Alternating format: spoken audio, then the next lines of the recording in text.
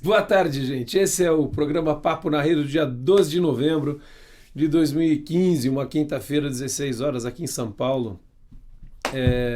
Daniel Choi está colocando esse programa ao ar aqui para você poder ouvir, escutar, assistir.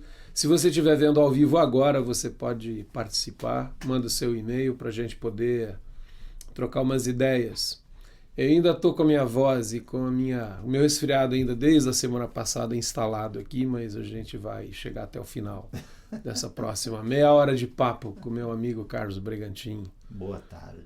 É isso daí. Boa tarde. Ô Carlos, nossos convidados somos nós mesmos essa tarde, então o programa fica mais nosso. Somos os titulares. Mas enfim, tem dia que a gente tem programa, tem dia que tem convidado, tem dia que não. Mas enfim, queria juntar duas coisas para a gente dar uma papeada aqui, que é o seguinte. A primeira, eu acho que elas se entrelaçam. A gente que está começando uma caminhada dentro daquilo que a gente chama da conjugalidade, ou seja, a gente que está casando e que está dando os primeiros passos nessa chamada vida conjugal. Esse eu acho que é um tema. Uhum. O segundo, você percebe que a gente está fazendo a pauta e você pode participar. Mas o segundo é sobre as referências de vida e de Carlos Bregantin, conjugalidade. Tempos atrás, aí, umas 3 semanas eu fui falar num retiro, que inclusive me impediu de estar num aniversário muito importante.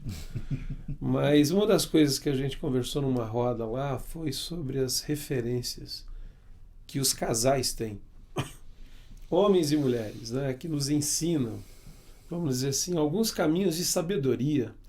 Eu diria assim, sabe aquela coisa, não é nada técnico, não é nada estudado. Você não encontra nos livros de aconselhamento, nos livros de psicologia, nos livros de técnicas de qualquer que sejam, sobre como caminhar numa conjugalidade que seja saudável.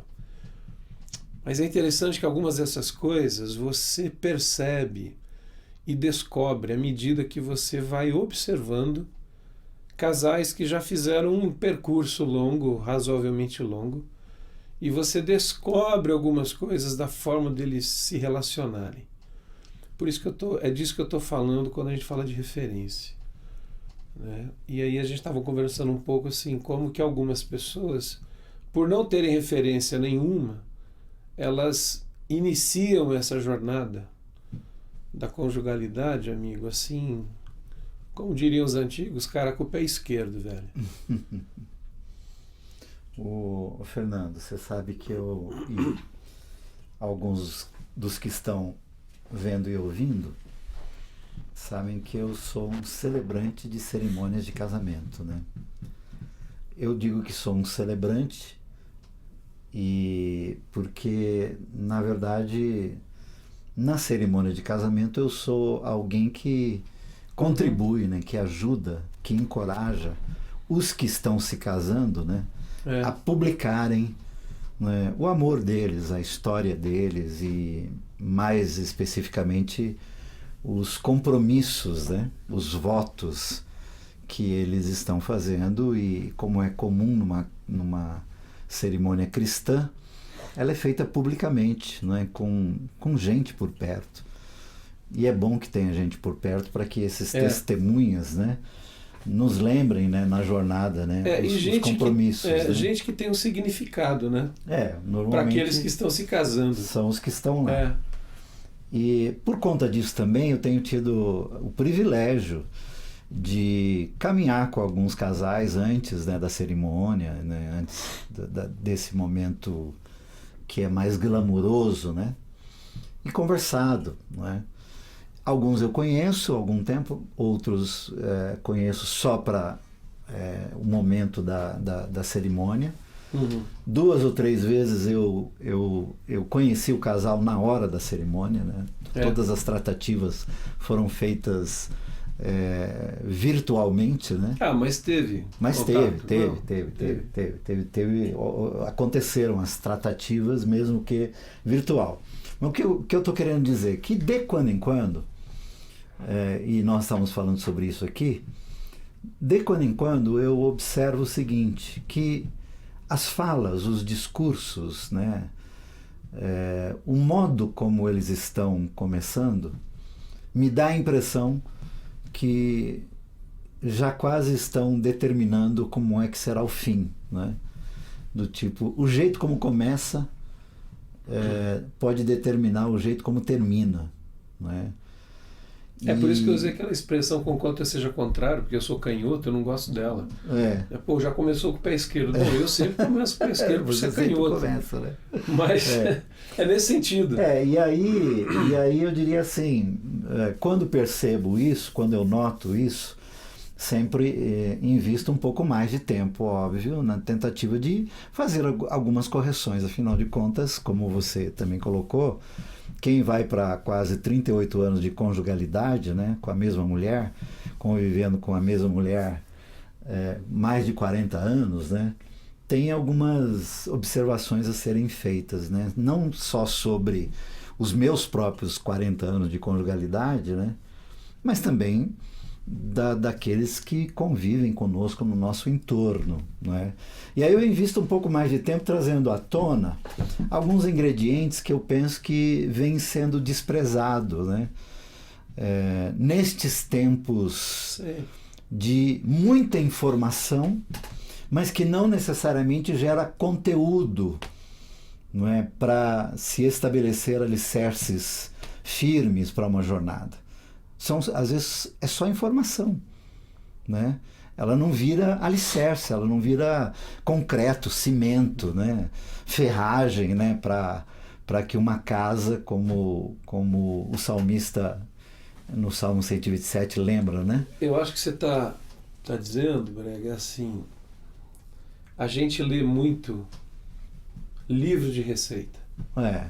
E aí eu vejo lá que precisa de tanto de farinha, de ovos, de óleo, de tal e pá, e você põe para assar. Aí eu vejo, inclusive, a foto do bolo no livro de receita, como que ele fica tal.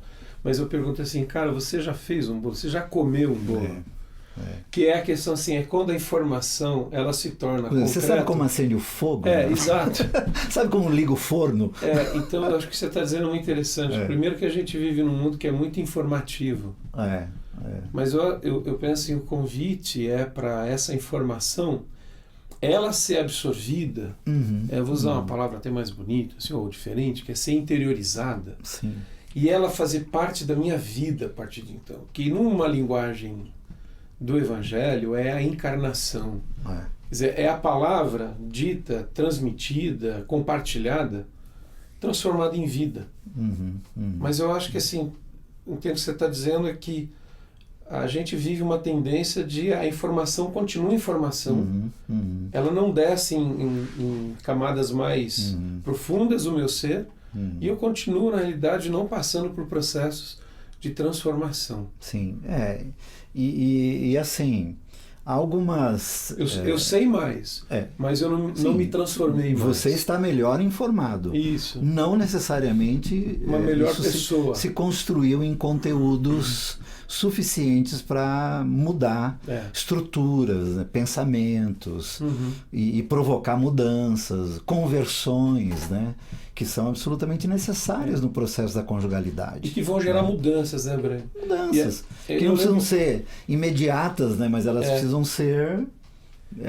elas precisam acontecer. E aí eu lembro uma coisa que a gente aprendeu com o Osmar Ludovico, que ele falou, não sei se foi até aqui no programa, mas das vezes que a gente encontrou aqui, ele falou interessante, assim, que passado muito tempo depois, num casamento que caminha, você não está casado com a mesma mulher, conquanto seja a mesma pessoa, mas é evidente que, assim, se a gente não compreender essas mudanças que aconteceram, que é aquela coisa, né? Você está casado com a Laodiceia, mas convenhamos, a Laodiceia de hoje não é a mesma moça com quem você se casou décadas atrás. Eu estou casado com a Selma com quem eu convivo hoje, com quem eu aprendi a me relacionar, não é aquela mocinha bonitinha com quem eu me casei. Hoje ela é muito mais bonita, né? Um mulherão, assim, muito mais consistência. Mas essa... entendeu? Quer dizer, não...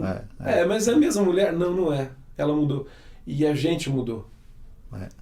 Então, mas por quê? Porque a informação foi sendo absorvida e foi se transformando num jeito de viver. E o que algumas das afirmações, né, que tenho feito particularmente nós temos como cônjuges, né, nós temos a responsabilidade no que o outro está se transformando. Uhum. Que me parece isso não ser efetivo uma preocupação. Né? Não se trabalha com isso, e é um item que eu trabalho muito. Isto primeiro assim, que eu acho que nós nos casamos para nos melhorarmos. Primeiro isso. Nós nos casamos para nos tornarmos melhores individualmente. Né? Melhores como seres humanos, como pessoas, como homem, como mulher, enfim, nos melhorarmos. Né? Uhum. E para que isto aconteça, você necessariamente terá que fazer investigações sobre o outro, mergulhos, não é, sobre o outro, né, ou para dentro do outro, no sentido mais amplo, né, da palavra. Existencial. E com lentes, né? Mas pode ser também no sentido mais restrito. Não, ok. Seja lá quais foram os mergulhos para dentro do seu cônjuge, está valendo. Está valendo e muito mesmo, né? Mas que eles sirvam também para você fazer identificações que é onde eu posso torná-la melhor ou torná-lo melhor.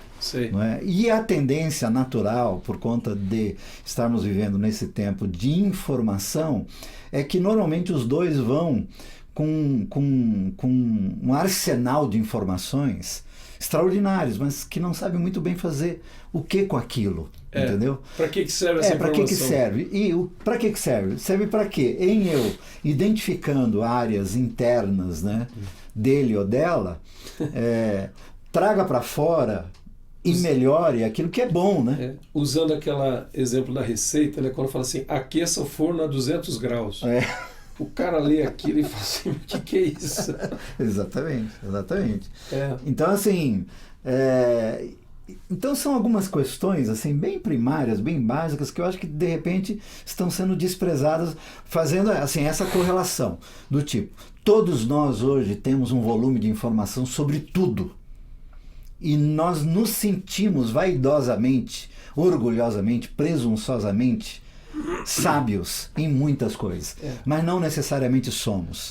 Até porque informados. Somos informados. Desculpa aí. Somos bem informados, não necessariamente com sábios, né? Até na grande maioria por conta da idade que tem, ninguém é obrigado com 20 e poucos anos saber tudo e nem ter o melhor dos bons sensos, né? E manter-se equilibrado o tempo todo e tal. Não, a gente vai aprendendo isso com o tempo, com informação e com esse, como diria Ricardo Gondim, né, com esse arcabouço de ingredientes que vão formando depois o a história de uma vida. O que é arcabouço, tá bom? História de uma vida. Não, fala para o Ricardo explicar, aquele que gosta desse termo.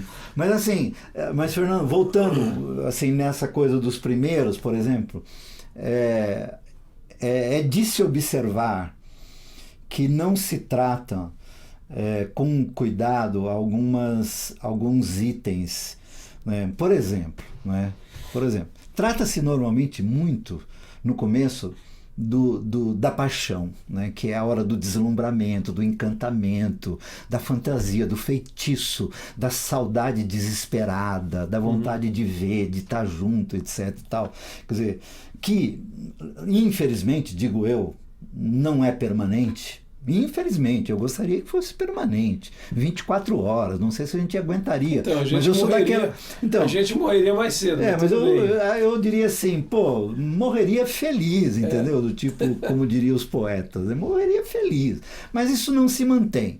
Né? O que vem a seguir são o que nós todos sabemos, né? De que se há amor nessa relação, é o amor que vai trazer concretude, visibilidade, materialidade, planejamento, estratégias, etc., né, para dar continuidade.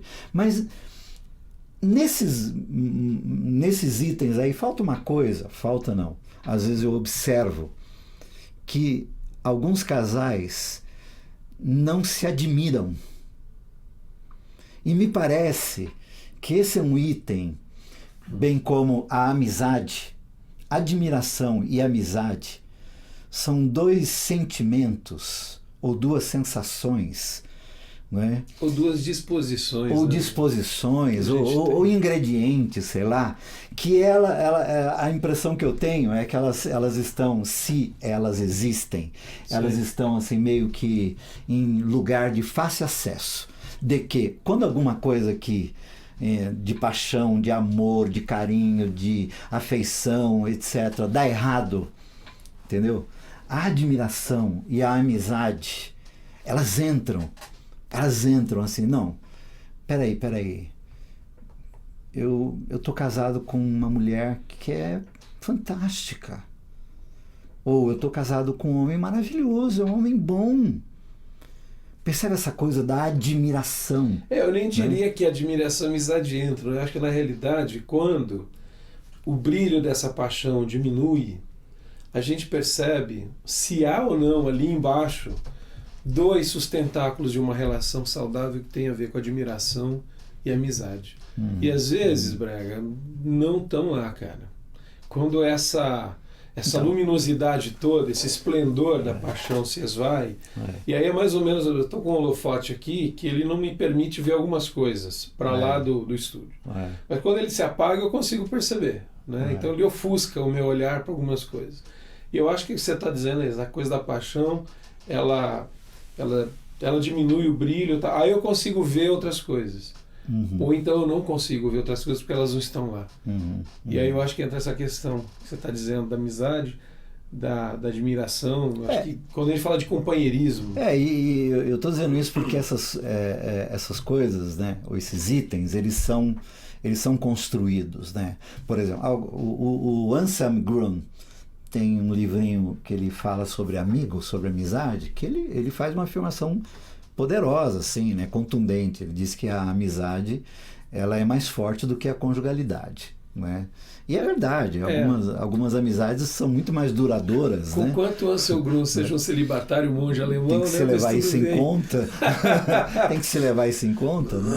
Mas assim, ora, quem se conheceu há um ano, e alguns vão para a conjugalidade a partir de terem se conhecido com um espaço curto de 1 ano, por exemplo, 2 anos, 3 anos, ainda não houve tempo suficiente para se construir a amizade. A amizade vai se construindo ao longo da jornada. Ao longo da caminhada. Né? Eu diria que talvez essa seja uma das tarefas, né, para os casais, né, irem construindo a amizade, né, na jornada. Né? Agora, tem Leonilson, gente aí, não? Tem. Deixa eu ler um e-mail do Leonilson, lá de São Luís. Ele vai ficar falando. Primeiro ele faz uma observação interessante, que a gente está 1 hora adiantado no horário de verão. Então, para algumas regiões do Brasil, o Papo na Rede começa dele lá? Começa às 15 horas. Então lá é 3h20. Exatamente. Mas a pergunta que ele coloca aqui... Não estava lembrando aqui, disso, Leonilson. É certo dizer que o ego aumentou e a admiração diminuiu? Eu acho que com certeza, porque aquilo que nós estamos chamando de informação, que gera, no meu modo de entender, uma certa intelectualidade vaidosa, né? Ela é lenha nessa fogueira da vaidade, né? Que alimenta o ego. Então, né? eu acho interessante a pergunta dele, porque ele trabalha com 2 instâncias que são interessantes, que eu estou entendendo assim. Tem o ego e a admiração. O ego aumenta e a admiração também, desde que seja admiração de mim mesmo. A auto-admiração. Isso é um narcisismo. Isso. Né? E eu acho que a gente vive numa época, cara. Assim, eu sexta-feira retrasada, eu tive a oportunidade de ouvir num grupo pequeno uma fala do James Houston. E ele pontuou uma das coisas que ele percebe assim como um ponto complicado na nossa geração. É o narcisismo. Né, que tem a ver com essa questão do ego. Por isso que eu fiz essa brincadeira. Na realidade, assim, a admiração aumenta junto com o ego, desde que é a admiração pessoal.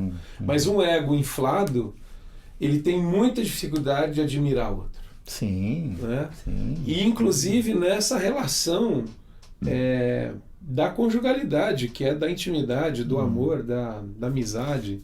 E alguns casais, por conta... Alguns casais disputam. Exatamente, eles se tornam competidores. Exatamente. Né? E o tempo todo estão competindo, né, com eles mesmos. Né? Isso diria assim, é um trinco, né? Uma trinca na relação.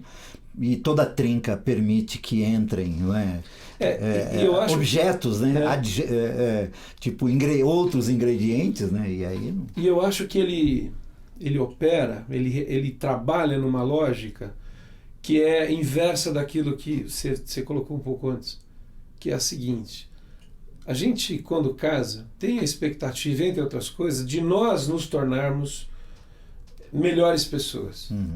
Essa lógica do ego inflado, da autoadmiração, ela vai gerar um relacionamento conjugal em que essas pessoas que estão casadas, elas vão começarem a se tornar piores pessoas. Sim, normal. Né? Então, é isso que eu acho que é interessante a gente também considerar. E alguns, nessa tentativa, né, de se posicionarem, né, para se tornarem para si mesmos admiráveis, né? Que isso, quem sabe, numa dosagem saudável, é até interessante para que aumente-se a tal autoestima, né? Mas alguns, na verdade, nessa pegada, provocam aquilo que para mim também é um outro ingrediente extremamente perigoso na relação, que é o apequenamento do outro. O apequenamento do outro. Não é? E não poucos casais investem muito nisto. Não sei se deliberadamente, acho que não é? Não sei se conscientemente, acho que não. Se é deliberadamente, é uma questão de perversidade.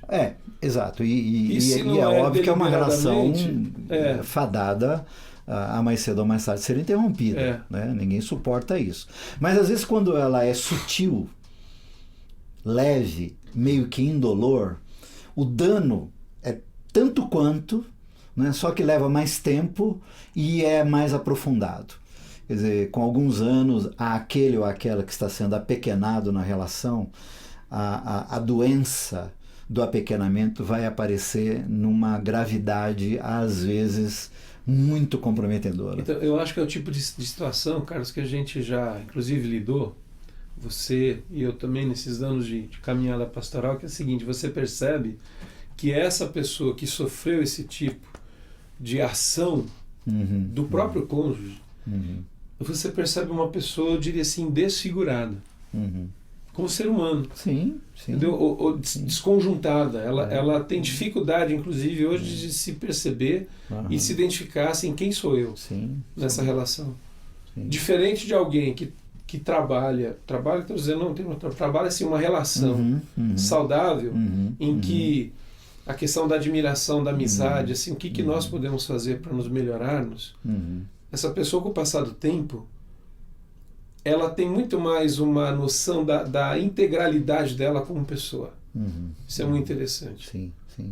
E isso nós chamaríamos aí de as melhores conjugalidades, né? As conjugalidades mais saudáveis, né, que a gente encontra. Só um abraço do Dirceu Cardoso, que está dizendo que depois de alguns meses está conseguindo ouvir o programa ao vivo. Bem-vindo, Dirceu, mande a sua participação Fazia sobre tempo o que a gente está conversando aqui. Agora, tem uma coisa, você falou assim, que há muita informação, Carlos, eu concordo, mas eu acho que tem um outro elemento que também é muito. Um pouco é bom, mas quando é muito, cara, nesse início, que são as expectativas que se criam a partir do outro. Entendeu? Então, assim, rapaz, a moça, estão conhecendo, vão casar e tal. Então, assim, é legal ter sonho, cara. É legal ter objetivos, é legal ter algumas expectativas. Agora, quando esse negócio chamado expectativa começa a se tornar um peso, porque existem muitas, e a pessoa começa a ter dificuldade de identificar assim, cara, a realidade está se mostrando uma coisa, mas eu continuo com essa expectativa, eu não ajusto a minha expectativa, eu não considero de que eu preciso de... E aí passa 1 ano, 2, 5 anos, Eu mantenho aquelas expectativas Uhum. e eu já percebi que a pessoa não dá conta dessas minhas expectativas, Uhum. mas eu insisto. E eu insisto. Então o que era assim, poxa, era um sonho de que seria assim, de que o fulano seria assim, de que a fulana seria assim, vai se tornando um pesadelo e vai se tornando o ambiente, vamos dizer assim, o ringue, aonde as lutas vão começar a acontecer, em cima das expectativas que foram frustradas. O tamanho da expectativa é o tamanho da decepção, uma vez ela não concluída, né? Isso, e aí não ajustou, não pensou, não amadureceu.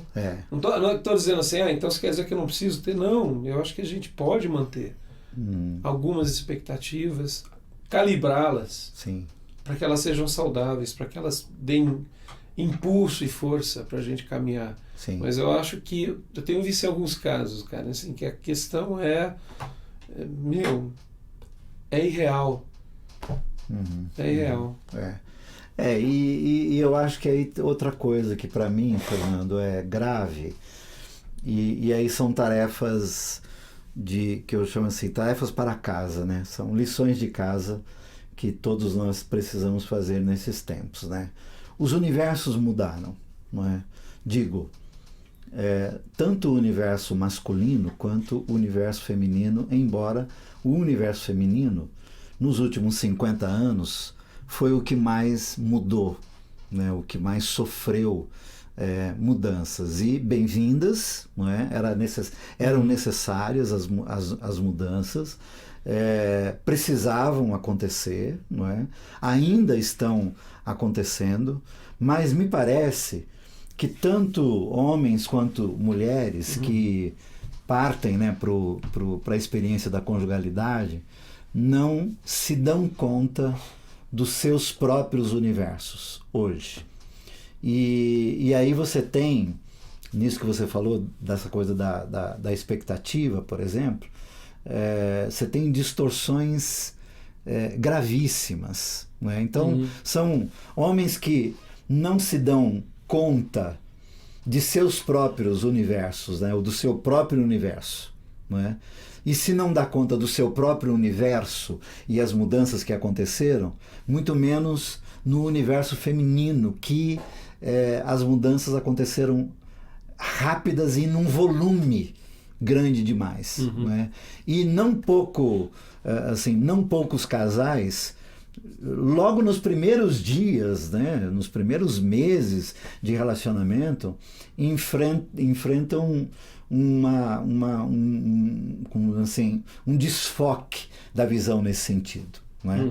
E aí o que acontece? Há uma cobrança prematura sobre algumas coisas, né? Cobranças que aconteceriam ou que deveriam acontecer no terceiro, no quarto, no quinto, no 10º ano, né? Acontece no 4º mês. No 4º mês. Ou na 4ª semana. Percebe assim? Na 4ª semana. Ou na lua de mel. Que tem a ver com uma mudança, não necessariamente naquela mulher ou naquele homem, não. Tem a ver com uma mudança na tal sociedade, tem a ver com uma mudança nestes universos, né? De quem é quem, entendeu? Nisto. E de como é que se lida com as mudanças que aconteceram. Leonilson mandou um e-mail interessante aqui lá de São Luís, ele que está 1 hora antes da gente. Ele falou assim, o mercado de trabalho tomou o lugar do relacionamento pessoal. Quantos hoje veem o casamento como um projeto a se empenhar? O MBA traz mais reconhecimento. Quer dizer, dá a impressão que ele está colocando essa, mas você está lidando com a sua conjugalidade como se fosse um projeto profissional, né? De vida, alguma coisa assim, quer dizer, vai fazer um MBA que é melhor. Estou entendendo o seu e-mail assim, o Leonilson, não sei se é isso. Mas eu acho que a gente tem muito essa mentalidade mesmo. Não é um projeto relacional. é um projeto quase que, às vezes, profissional. Aliás, às vezes... É um investimento, né? Aliás, usa-se muito essa linguagem, né? É um investimento... Que é uma linguagem de mercado, né? Não é uma linguagem quanto que custa um relacional. casamento? Não a festa, mas no decorrer dos anos. É um contrato que se estabelece ali no papel, você estabelece, inclusive, em alguns casos, já ouvi, de gente que põe ali as suas obrigações, seus deveres, enfim, essas coisas. É quase que você está fazendo uma sociedade, quer dizer, aquilo que é chamado de certidão de casamento começa a ser quase um contrato social. Né? Então, tem esse negócio. E o Anderson Honorato, lá de Maringá, está mandando e-mail dizendo o seguinte: amanhã completo 5 meses de casado. Olha aí. E entrei no relacionamento com a ideia de servir minha esposa e fazê-la feliz. Naturalmente tenho sido muito feliz. É isso aí, Anderson. Acho que você tem uma boa disposição. 5 meses. Esse é um pensamento bom. Acho que essa ideia de servir ao outro, né, e tratar isso de uma forma recíproca. Eu acho que esse é outro ponto interessante, quer dizer, essa reciprocidade. É um desejo menos egoísta, né? Alegrar o outro, agradar o outro, servir o outro. E normalmente isso traz bons resultados, né? O apóstolo Paulo, antes de entrar naquele texto de Efésios capítulo 5, 22 em diante, quando ele vai falar, mulheres assim, maridos sejam assim e tal, ele faz um arrazoado muito interessante quando ele compara a relação de Cristo com a igreja, tipo assim, ninguém maltrata o outro, porque na realidade a lógica de Paulo é essa, não faz sentido você maltratar o outro porque maltratar a si mesmo. Mas antes, lembrando quando as Bíblias não tinham capítulos e versículos, na realidade essa conversa vem ali no 21, quando Paulo diz assim: sujeitai-vos uns aos outros no Senhor. Aí ele vai falar das mulheres, dos maridos, enfim, das relações que existem, mas é interessante que me parece que essa questão de eu me colocar para o outro, não como querendo ser aquele que manda, aquele que dá ordem, aquele da direção, mas no que eu posso servir, no que eu posso ajudar você a ser uma pessoa melhor. Né? E eu acho, Anderson, siga nesse caminho e aprenda e cresça. Eu acho desfrute. Que é isso daí. Desfrute. 5 meses, cara, um tempo muito legal. Quem feliz com essa notícia. Resolveu um montão de gente mandar agora, que a gente já está com 4... agora tem que acabar. Com 35 minutos de programa, até mais, eu acho. Mas, o Gabriel Cristos aqui de São Paulo, o casamento é bom quando de fato ele casou com o outro com um. O casamento feliz se constrói com muito amor, carinho e compreensão. Casamento é bom quando ele não se torna um sequestro para nenhuma das partes. Tá certo. É isso daí. O Paulo Oliveira. Bem-vindo, Gabriel. Coronel amigo. Fabriciano, Minas Gerais. Oi, Brega Saudade. Se Jesus tivesse facilidades por evangelho naquela época como temos hoje, como seria? Pergunta toda vez o filme Jesus Cristo Superstar, de 73, quem que escreveu? O Paulo? Tem uma temática interessante, só abrindo um parênteses. Jesus Cristo Superstar é uma ópera rock que foi filmada em 73 e há um diálogo muito frequente entre Jesus e Judas no filme, que é tudo rock, é cantado e tal. E tem uma questão que Judas questiona Jesus, que é assim: o senhor veio na época errada. Porque se eu tivesse vindo na época da mídia, que é a comunicação de massa, teria sido muito mais rápido. O senhor veio numa época assim que, putz, eu tenho que ficar falando de orelha em orelha e tal. Interessante. Um pouco trabalha essa pergunta dele aqui. Mas quem mais? Leonilson, obrigado pelo tempo, considerações, meus irmãos. Abraço temperado aos dois. Abraço, você amigo. Também. Cristiano em Fortaleza. Verdade, horário de verão não existe por aqui. Pois é, aqui existe uma coisa chamada verão, porque está ficando quente demais aqui. Nós temos que atualizar as informações sobre isso, né? É verdade, a gente põe... Eu não estava lembrando desse detalhe. Horário de verão 16 horas, exatamente. Tem uma parte do país que está e outra parte que não. Tá certo. Mas é isso. Bem-vinda, Cristiane. E também o Tremê que chegou. Bem-vinda. Tá na hora de acabar, gente. Mas é isso. Foram algumas considerações aí sobre o começo, o meio e mais adiante, vou dizer, o fim da vida conjugal. Mas pode ser uma experiência rica, pode ser uma experiência gostosa. Eu diria assim, Fernando, só para da minha parte você encerra, né?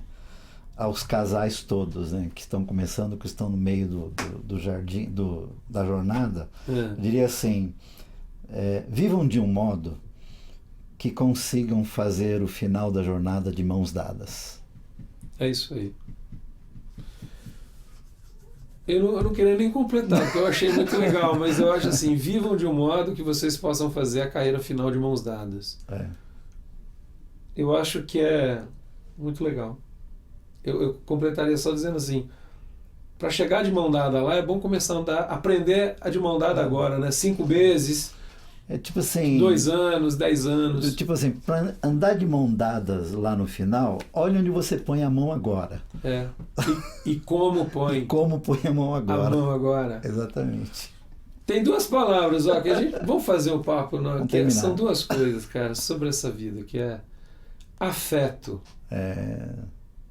e ternura. É isso aí. Acho que nós precisamos de refletir, pedir ajuda de Deus, assim, nos ajuda a sermos mais afetivos e mais ternos nas nossas relações conjugais. É isso aí. Pessoal, até a próxima quinta-feira.